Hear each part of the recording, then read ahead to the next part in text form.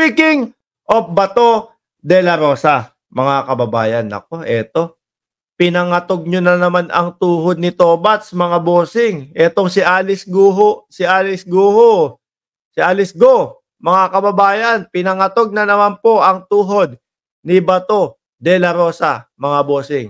O eto. Sabi po dito sa balita na ito, PNP investigating 24 ex-police chief on info that one could have helped Guo escape. Ayan. Kung naalala nyo ho, mga kababayan, nabanggit pa lang ito sa Senado, napahangos ng punta si Bato de la Rosa doon sa mga bossing, doon sa pagdinig ho sa Senado. Aba, biglang punta eh. Biglang, hindi mo pa ako nakita, di ba?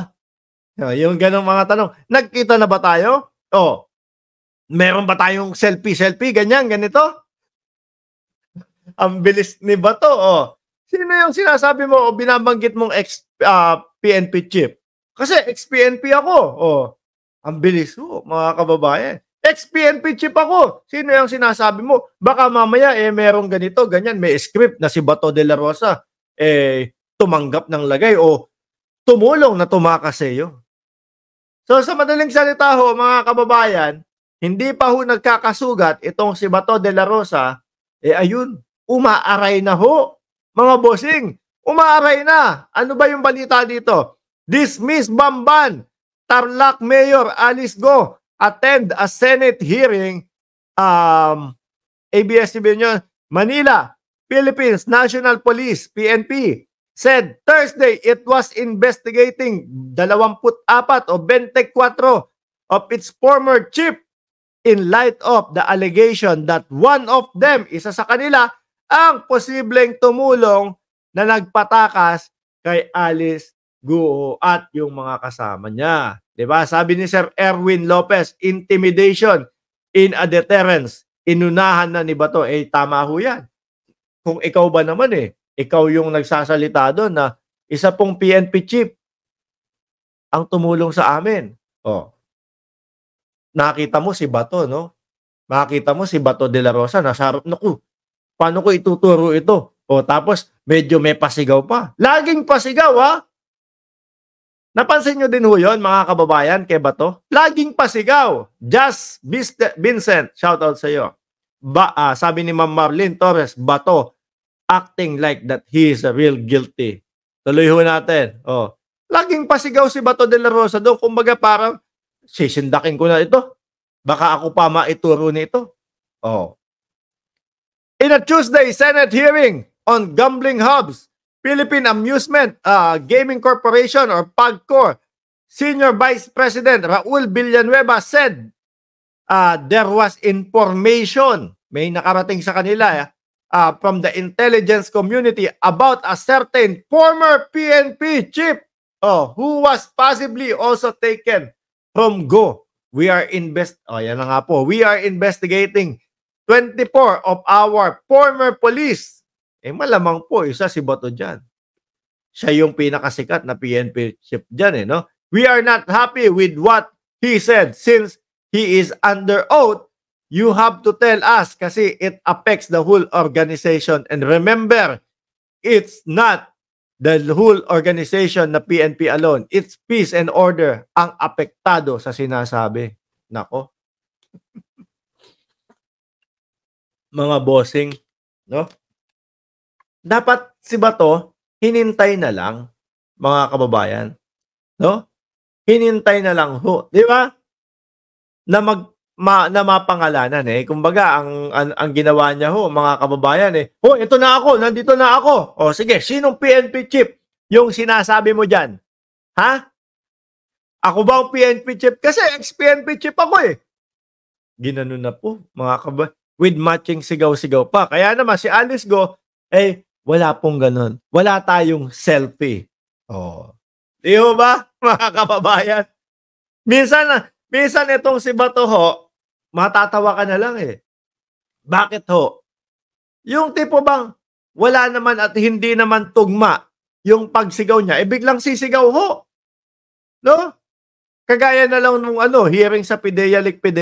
Oh, uminit ang ulo ni Bato de la Rosa do'n. Bakit 'to? Kasi siguro expect niya na magsasalita si Eric, ano ba? Si Picoy na magsasalita na kumbaga papabor sa kanila ni Jonathan Morales. Eh, kaso iba po yung sinabi, 'no?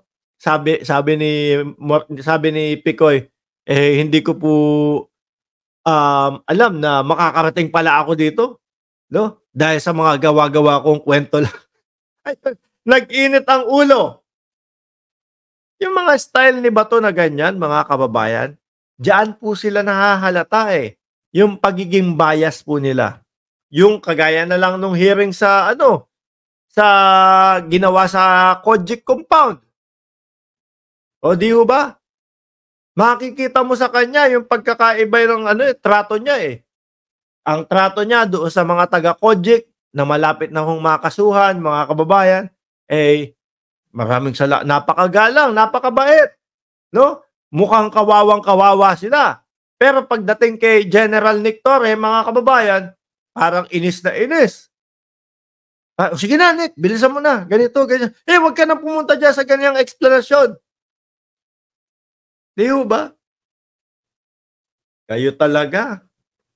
Eto si Bato naman. Si Bato naman, laging nagpapahalatang kabado. Hmm, take note mga bossing ha. Wala pa ho diyan. Wala pa ho diyan mga kababayan, yung usaping, ICC. Oh, paano 'pag biglang lumabas yan? Alam niyo mga bossing, ang napapansin ko po sa mundo ng politika, parang ganito po, 'no? Yung tipo po bang kumbaga parang biglang biglang hindi pag-uusapan for, 1 week or 2 weeks. Tapos pagkatapos ho nung 1 week or 2 weeks na ho na yun, mga kababayan, biglang bobomba, biglang sasambulat sa atin na, "Naku, eto na, oh, huli na si Kibuloy." Baka ganyan din ho ang mangyari kay Tobats at doon sa mga ano, kasi tahimik po yung usaping ICC ngayon mga bossing, eh. Tahimik po mga kababayan yung usaping ICC. Baka mamaya, pagsapit po ng Lunes, nakapasok na po ang ICC at handa na pong i-serve ang warrant of arrest nila kay Bato de la Rosa. Ay hindi muna, 'no? Kay dating Pangulong Duterte. Kasi ang first batch ho, mga kababayan, sinasabi nila, eh, ang dating presidente. First batch, si dating presidente, Rodrigo Duterte. Nasa second batch, sila Bato de la Rosa. Ayan, si Bongo, 'di ba? Yaan. O baka biglang magkaanuhan. Baka ho biglang magkabiglaan sa Lunes o mga kumbaga mga next week, o balikan niyo ako dito, "Mark, totoo nga yung sinasabi mo, biglang dumating yung ano, ICC at ise-serve na ang warrant of arrest nila." So dahil nga po mga kababayan, eto, si Bato, eh, kumbaga isa siya diyan, eh, sa 24 na PNP chief, mga bossing. Eh, nako,